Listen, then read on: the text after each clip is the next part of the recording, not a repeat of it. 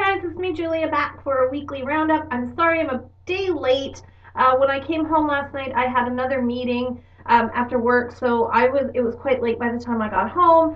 And then this morning we went and we booked Vegas, so that's where I was this morning. So I thought, but I really want to get on here and make sure that I do this every week. So here I am. It's Friday afternoon, heading into the weekend, and it's a long weekend here in Ontario for Family Day. I'm not sure if that's national across Canada or what, but I think it's Family Day on Monday, so that's awesome. Long weekend. Yeah, so this week not a lot happened. Very excited about my trip to Vegas. We're 4 months away now, which is great. Went in today and booked the trip, paid for everything, and went in with the group of girls that we're going with, and we laughed all afternoon, and I think we're gonna have a good time in Vegas. I'm very, very, very excited about that. What else is new? So last week I was complaining about my dry skin, how all of a sudden my winter skin had like come on. I was like dry, craggly skin. I have got that under control this week, and the big thing was turning the humidifier on. I just noticed like my skin everywhere was really dry, and I was waking up every morning with I was waking up every morning with a really dry nose, and then somebody else came over and said, "Is your air dry?" And I thought, "Oh, dry air." So sure enough, really dry air.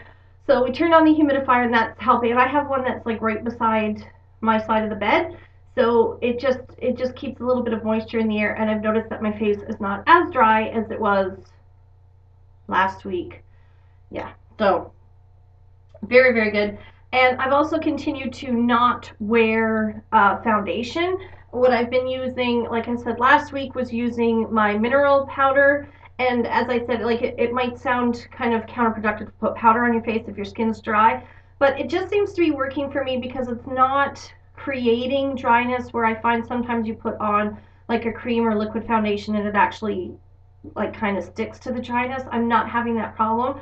So I've just really been wearing, I'll put on my concealer and have actually started putting a little bit of highlighter on because of the Lisa Eldridge video that she made last week on like a quick, what is it, like a quick office look. And it's really, really helped. Like just putting on highlighter underneath I put it on underneath my foundation because I'm using powder foundation. But just putting a little bit of highlighter on the top of your cheek, down the center of your nose, it just makes your face look really kind of alive when you're at the office under those horrible lights. So I've been doing that a lot this week. And the foundation that I've been using, this is another copycat product. I saw Emily Noel 83 talk about this in a video like it must have been last Friday. And it's the NYX Stay Matte But Not Flat Powder Foundation from Ulta. And this is what it is. So, I mean, you can use this as just a powder, or you can use it wet as a foundation. I've been using it dry just as a powder foundation, and it works really, really well. My skin is quite dry, so I always avoid powders like this, but as I said, I've been experimenting with working with powder foundation, and it seems to be going really well for me, but I know that a lot of people with dry skin will have problems with cakiness and just kind of dryness, but it seems to be working really well for me, and I'm liking it more than using like a liquid or cream foundation right now. I'm finding that my skin does not look as dry. The flip side of that though is I feel like you're not really getting as much coverage as you would. I wish I could show you how nice the sheen is. It's got a really nice silky smooth feel to it. I don't know if you can see, and you can see like it doesn't look powdery or chalky. It's just very silky and looks really, really nice on the skin. And yeah, slap some on there. But as I said, very light coverage. I tried it and it comes with a little sponge. So apparently you can apply it wet, like with the damp sponge. But what I found was it kind of, I don't know, balled up and didn't really go on very nicely. So I just put it on dry, and I use my e.l.f. powder brush for that because it's just nice and big and soft. And it doesn't look cakey or powdery or dry on me. It just buffs into the skin really nice and looks really good. So stay matte, not flat. And what else? So also this week I've been, because I watched that Lisa Eldridge video with the illuminator, I've been using this a lot, like every day. This is my Bonnie Bell Luminous Glow, and it's just a kind of rose gold colored highlighter. Whoop, like that. And when you see, so I just put that on the tops of my cheeks before I put my powder on, and it makes your skin look a little bit luminous and really nice, and you don't get that dead kind of midwinter look. But I mean, you don't have to use this one. This is just the only illuminating liquid that I have, so this is the one that I've been using. It's a little bit on the kind of shimmery side as opposed to the illuminating side, but I've been wearing that a lot, like every day this week. And we went into this store called Five Below. I think that's what it's called, Five Below, and like nothing in the store is over $5, and it's like, oh wow, look at all these things. So I got these little $5, and they're like 3-pound hand weights. And what I do is they didn't have 2 reds, so I had to get a red and a black. But I keep these at my computer, and when I'm sitting there at night, I just, do a little, because I've noticed that as I reach 40, I've noticed the elasticity in my skin is going, and so I like my arms kind of feel like spongy, and I was like, oh, like you can float along for a lot of years and be fairly toned, and then all of a sudden your skin tone just goes. So I've started, not that lifting weights will help with my skin tone, but I thought if I should get some like muscle definition going or something, and just, now I understand the huge skin firming industry, because all of a sudden my skin feels like really kind of loose and spongy, and you do like that, and it's like, no! So that'll be my next mission, right? Firming up your skin. But anyway, the point of these is not really for your skin, but it was just to get, I figure I'm sitting here at my desk, so anything small that I can do, I find is really helpful.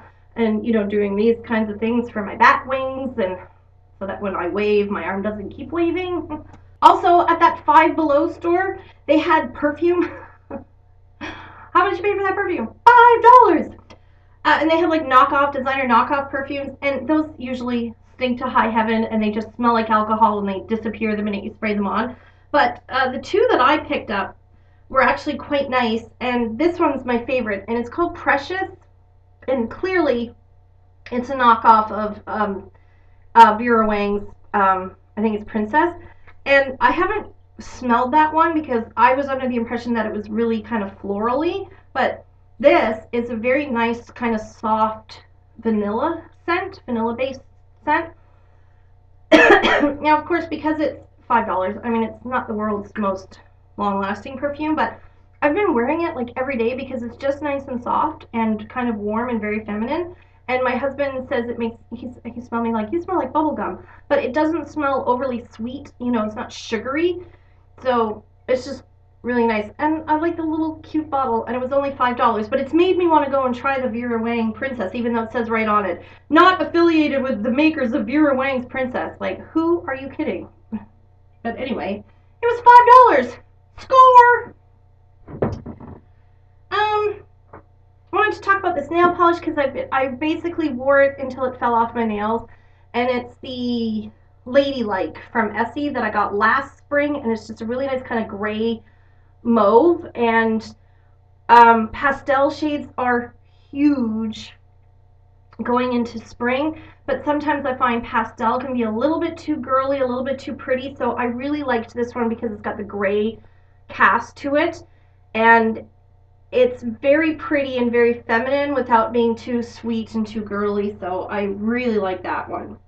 And it's not so pastel-y or sugary sweet that you can't wear it right now in February. So that was basically my week, trying to look after, the dry skin, and what else? meetings at work. Like I've got some stuff going on after work, and it's just been I only have crazy one caca product to talk about this week, but it's kind of a big one, and it's the L'Oreal Evercream sulfate-free cleansing conditioner. Now we've all seen the infomercial for the Wen cleansing conditioner, and I don't know about anybody else, but this makes me, like, oh, I really want to try that. But the Wen is really expensive. So then L'Oreal came out with this, and I saw it in a magazine like about 5 months ago, and I was like, oh, I gotta have that. But they don't have it here in Canada, so I asked a friend of mine to track it down in Florida while she was there, but she couldn't find it. Then I went last weekend to the States and I was able to find it. So, like, first store I walked into, they had a whole bunch of them, so I just grabbed it. And now it's available in Canada, so you can look for it if you want to, but you might not want to after you hear my review of it because I don't like it at all.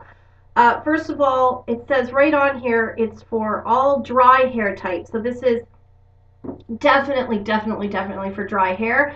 I believe that it's too heavy to go on oily hair. Like if you have even normal hair, it might weigh it down too much. But if you have oily hair, I think it's just going to make the problem worse. And the idea is it's a conditioner that you wash your hair with, so it doesn't suds up, and also it's sulfate free, so it's not going to suds up.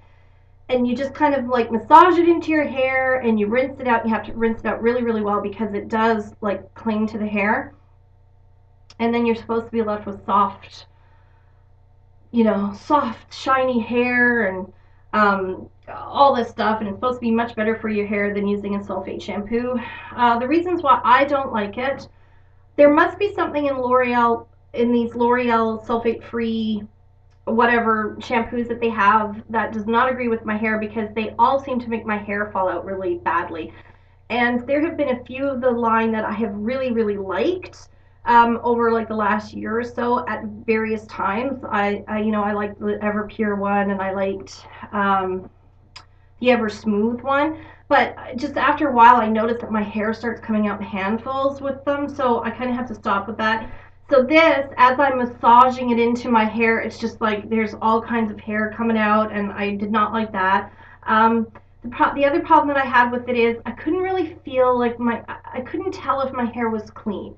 So I couldn't tell if I was using enough product because it doesn't suds up, and because I couldn't really tell if it was all over my hair. I couldn't judge whether or not my hair felt clean. And part of that could just be, a sensory thing. Like we're used to having big suds in our hair, and that's how we know that all of our hair is. So it feels very heavy on the hair, and you have to rinse it very, very well in order to get it all out. But even then, I felt like it was weighing my hair down too much, and it actually did. It made it look dull. Like it just kind of took all the shine out of it.